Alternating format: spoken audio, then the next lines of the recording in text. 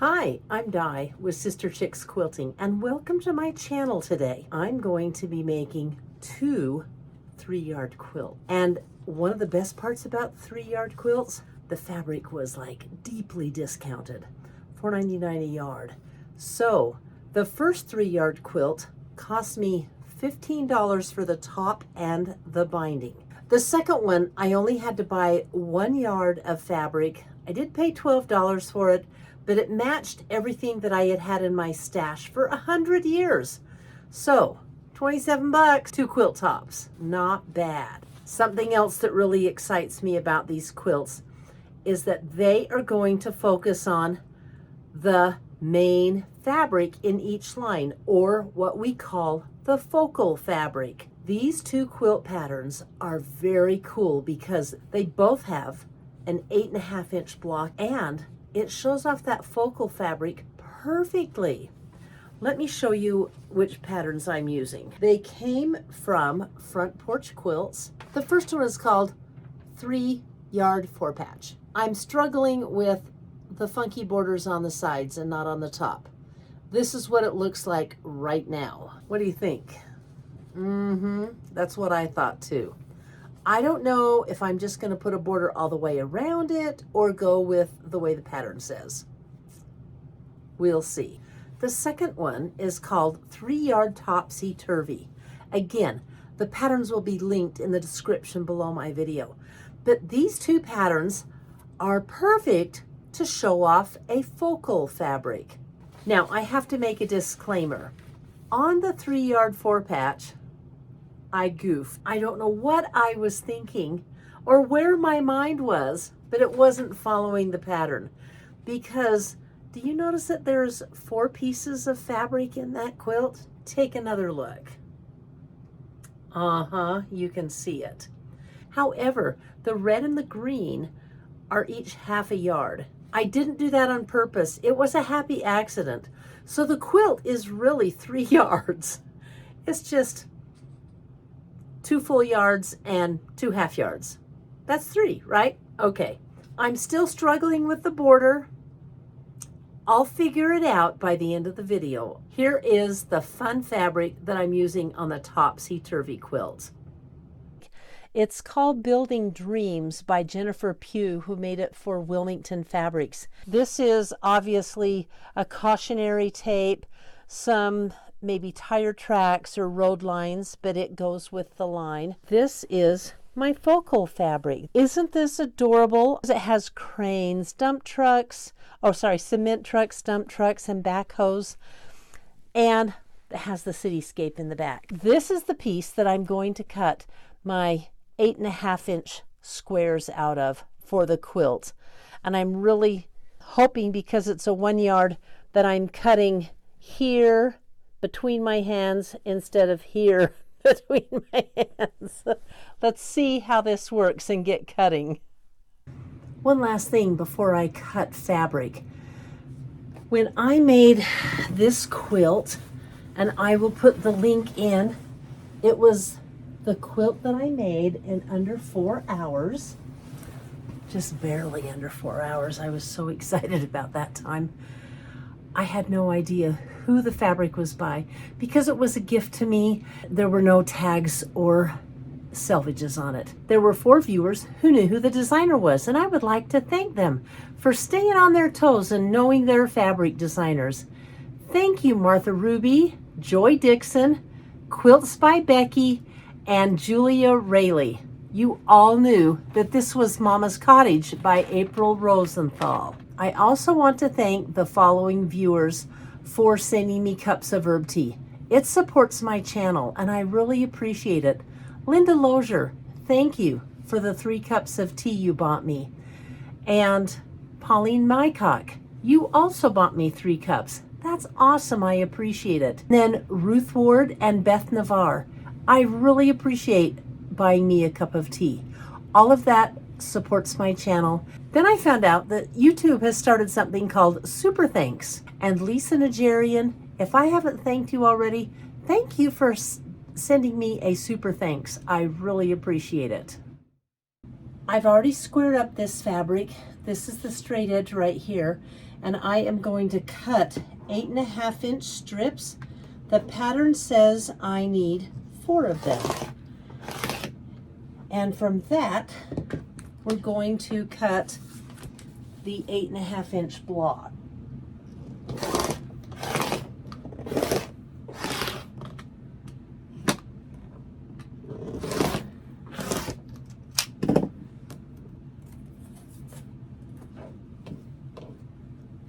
This is what I have left over. You have to be very careful with these cuts of fabric because you need to get 5 8.5-inch blocks. One of them is going to be on the fold. I've lined my strips up together, and even with cutting off my generous selvage piece, I'm going to have enough to cut my 5 8.5-inch blocks.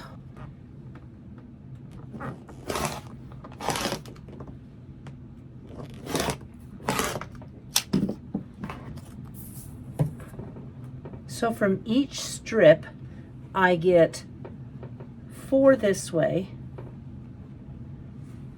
and 1 this way by opening them up. But before I cut these, I want an accurate cut, so I'm going to go press this fold out. From the other 2 pieces of fabric, I need to cut 13 2.5-inch strips. So that's what I'm going to do.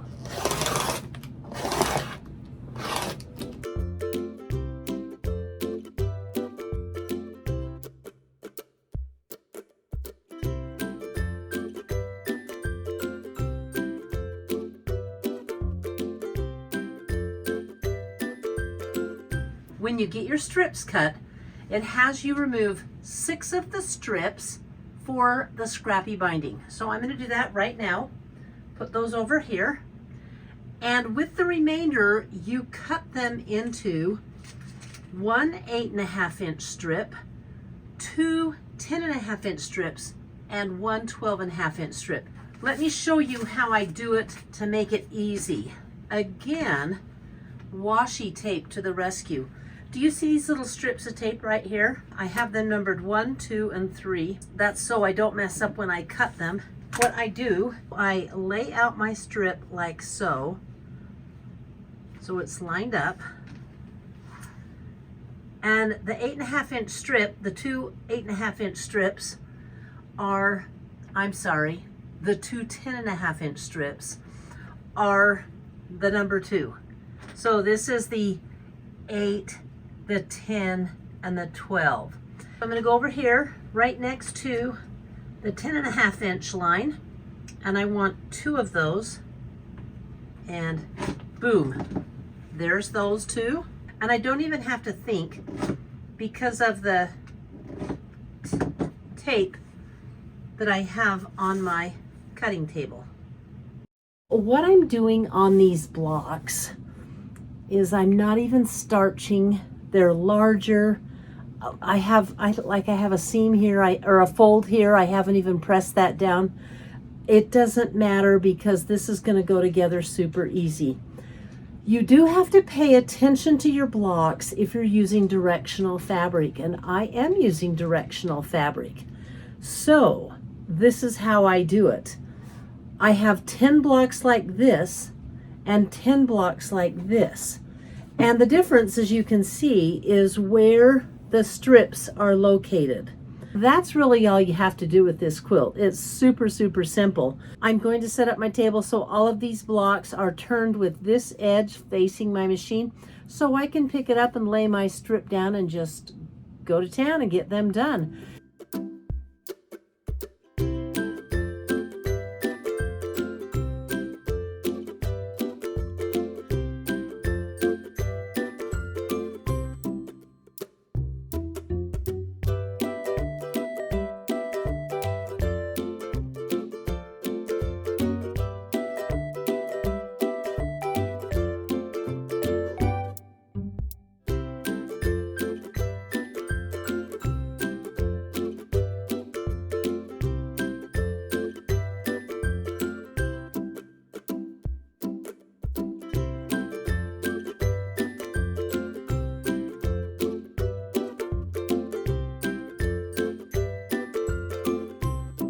looking at this quilt and I couldn't do the wider borders on the side. It just wasn't working, computing, whatever in my head. So I put borders all around it. This 3-yard quilt turned out adorable. Let me measure it up real quick. It is 49 inches wide by 64 inches long. 3-yard quilt number 1. Let's take it down and just rip it off the wall here. And I have my 2 stacks of blocks. We're just going to put these up on the wall. The name of this quilt is Topsy-turvy. There's my evidence right there. And guess what I did? I put a directional print in it, and it is not working out. Let me show you the error of my ways. The rows want to go with this surround like this, this. And then opposite, oh, that one's wrong. Look what happens to my tractors. They're topsy-turvy. Oh my goodness. Here I thought I was working well with directional fabric. This is good for a focal fabric, but try not to keep it directional. I am going to lay it out the way the pattern has me laying it out. I'm just going to have to turn around my tractors and have them going every which way. Shoot, dang it. Oh well.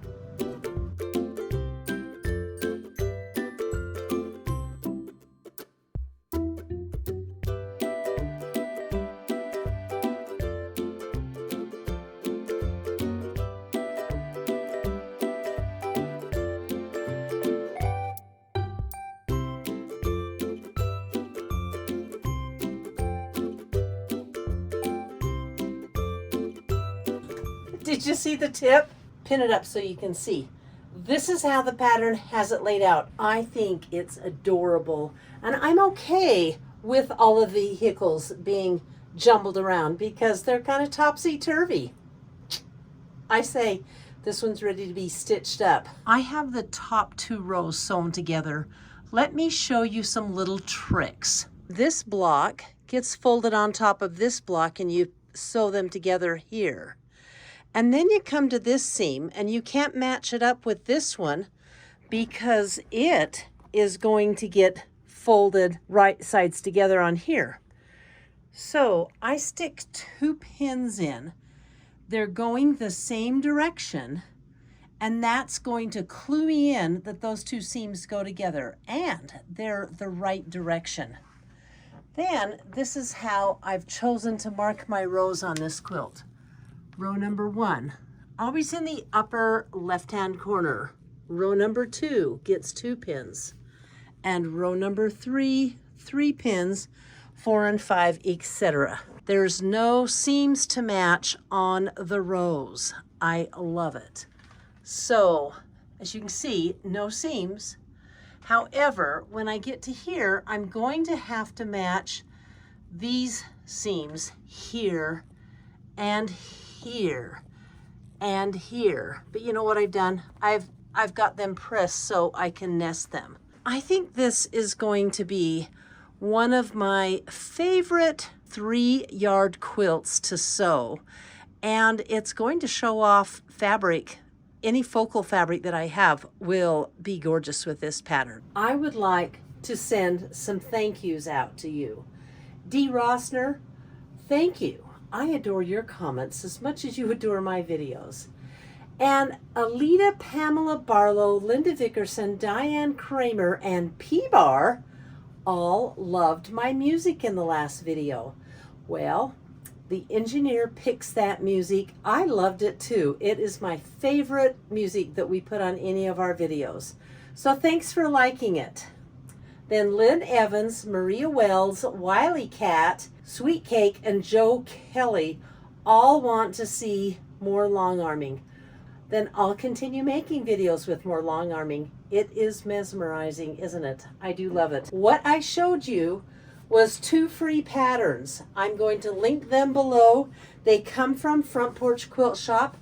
The 3-yard Topsy-turvy right here, and the 3-yard 4-patch right here. You know what? The very best thing about these quilts, it's not just the easy quilting, it was the price. These 2 quilt tops have cost me 27 bucks. Let me tell you why. I got these 3 yards of fabric on sale, Hancock's of Paducah, for $4.99 a yard. And that includes the binding. Then I had the green and the red in my stash. I've had it forever, so I'm not counting a price on that.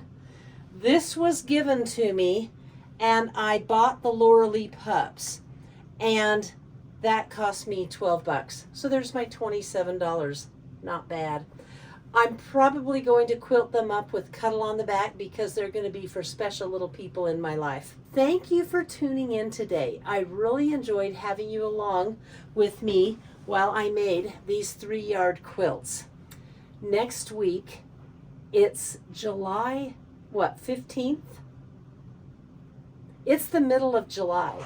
I think it's time we do a Christmas in July video, don't you? I have a cute quilt for you, and one of you out there knows exactly what it is. I can't wait to show it to you, Cindy Olson, because guess what I'm finally doing? We'll see you next week. Thanks for tuning in. Bye.